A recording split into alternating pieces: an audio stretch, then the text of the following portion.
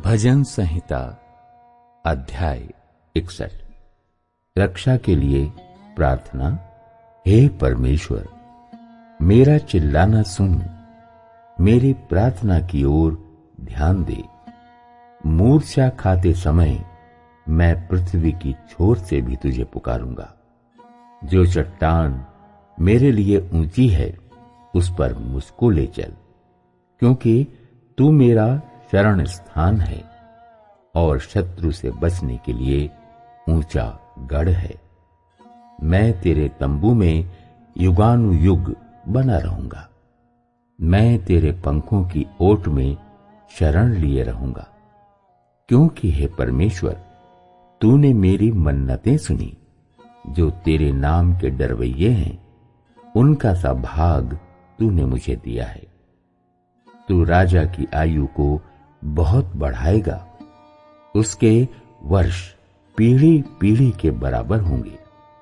वो परमेश्वर के सम्मुख सदा बना रहेगा। तू अपनी करुणा और सच्चाई को उसकी रक्षा के लिए ठहरा रख। इस प्रकार मैं सर्वदा तेरे नाम का भजन गाकर अपनी मन्नतें हर दिन पूरी किया करूंगा। भजन संहिता अध्याय 62। परमेश्वर ही एकमात्र शरण स्थान। सचमुच मैं चुपचाप होकर परमेश्वर की ओर मन लगाए हूं। मेरा उद्धार उसी से होता है। सचमुच वही मेरी चट्टान और मेरा उद्धार है। वो मेरा गढ़ है, मैं अधिक न डिगूंगा। तुम कब तक एक पुरुष पर धावा करते रहोगे कि सब मिलकर उसका घात करो? वो तो झुकी हुई भीत या गिरते हुए बाड़े के समान है। सचमुच वे उसको उसके ऊंचे पद से गिराने की सम्मति करते हैं। वे झूठ से प्रसन्न रहते हैं। मुंह से तो वे आशीर्वाद देते, पर मन में कोसते हैं। हे मेरे मन, परमेश्वर के सामने चुपचाप रहे, क्योंकि मेरी आशा उसी से है। सचमुच वही मेरी चट्टान और मेरा उद्धार है। वो मेरा गढ़ है, इसलिए मैं न डिगूंगा। मेरे उद्धार और मेरी महिमा का आधार परमेश्वर है। मेरी दृढ़ चट्टान और मेरा शरण स्थान परमेश्वर है। हे लोगों, हर समय उस पर भरोसा रखो। उससे अपने मन की बातें खोलकर कहो। परमेश्वर हमारा शरण स्थान है। सचमुच नीच लोग तो अस्थाई और बड़े लोग मिथ्या ही हैं। तौल में वे हल्के निकलते हैं। वे सब के सब सांस के भी हल्के हैं। अंधेर करने पर भरोसा मत रखो और लूटपाट करने पर मत फूलो। चाहे धन संपत्ति बढ़े तो भी उस पर मन न लगाना। परमेश्वर ने एक बार कहा है और 2 बार मैंने ये सुना है कि सामर्थ्य परमेश्वर का है। और हे प्रभु, करुणा भी तेरी है, क्योंकि तू एक एक जन को उसके काम के अनुसार फल देता है।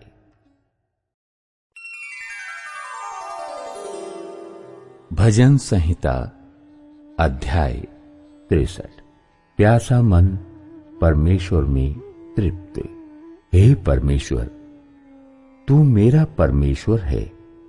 मैं तुझे यत्न से ढूंढूंगा। सूखी और निर्जन ऊसर भूमि पर मेरा मन तेरा प्यासा है। मेरा शरीर तेरा अति अभिलाषी है। इस प्रकार से मैंने पवित्र स्थान में तुझ पर दृष्टि की कि तेरी सामर्थ्य और महिमा को देखूं, क्योंकि तेरी करुणा जीवन से भी उत्तम है। मैं तेरी प्रशंसा करूंगा। इसी प्रकार मैं जीवन भर तुझे धन्य कहता रहूंगा और तेरा नाम लेकर अपने हाथ उठाऊंगा। मेरा जीव मानो चर्बी और चिकने भोजन से तृप्त होगा और मैं जय जयकार करके तेरी स्तुति करूंगा। जब मैं बिछौने पर पड़ा तेरा स्मरण करूंगा, तब रात के एक एक पहर में तुझ पर ध्यान करूंगा।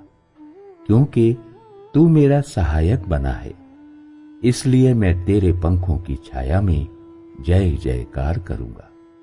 मेरा मन तेरे पीछे पीछे लगा चलता है और मुझे तो तू अपने दाहिने हाथ से थाम रखता है। परंतु जो मेरे प्राण के खोजी हैं, वे पृथ्वी के नीचे स्थानों में जा पड़ेंगे। वे तलवार से मारे जाएंगे और गीदड़ों का आहार हो जाएंगे। परंतु राजा परमेश्वर के कारण आनंदित होगा।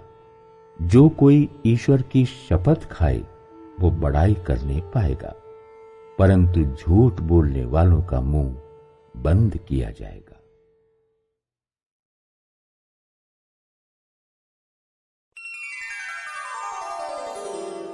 भजन संहिता अध्याय 64। गुप्त शत्रुओं से रक्षा के लिए प्रार्थना।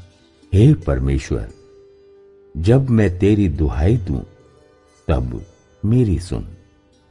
शत्रु के उपजाए हुए भय के समय मेरे प्राण की रक्षा कर। कुकर्मियों की गोष्ठी से और अनर्थकारियों के हुल्लड़ से मेरी आड़ हो। उन्होंने अपनी जीभ को तलवार के समान तेज किया है और अपने कड़वे वचनों के तीरों को चढ़ाया है, ताकि छिपकर खरे मनुष्य को मारें। वे निडर होकर उसको अचानक मारते भी हैं। वे बुरे काम करने का याव बांधते हैं।